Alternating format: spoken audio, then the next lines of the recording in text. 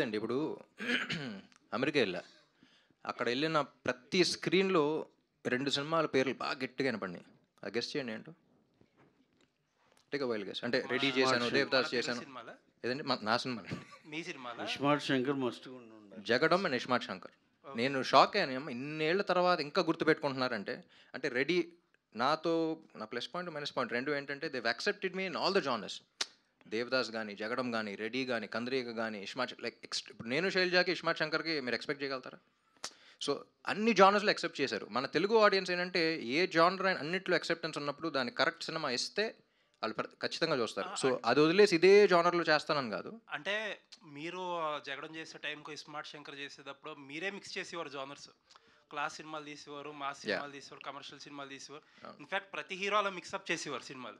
But ఇప్పుడు చూస్తే ప్రతి హీరో ఇప్పుడు పాన్ ఇండియా సినిమాలని చెప్పి కొంచెం ఎక్కువ హై వోల్టేజ్ యాక్షన్ సినిమాలకి వెళ్తున్నారు. అవును. ప్రాబబ్లీ మీరు ఇప్పుడు ఆ జోన్ మీకు ఎక్స్‌క్లూజివ్‌గా ఉంటదేమో ఆలోచించుకోండి ఒకసారి. లేదండి. అదే అంటున్నా. నా ప్రతి హీరో సంగతి తెలీదు. Every hero has his own strategy. Every hero has their own thing. కానీ పాన్ ఇండియా నేను చెడగొట్టలేదు. నాకు తెలిసేంటంటే తెలుగు సినిమా ఇప్పుడు నేను బాలీవుడ్ వెళ్ళినప్పుడు కొంతమంది మీట్ అవుతున్నప్పుడు తెలుగోళ్ళంటేనే ఒక రకంగా చూస్తున్నారు. అమ్మా! ఏంటి మనది వింత జీవిలాగా జో క్యాస్ట్ వీళ్ళు చూసావా ఎలా చేస్తున్నారు?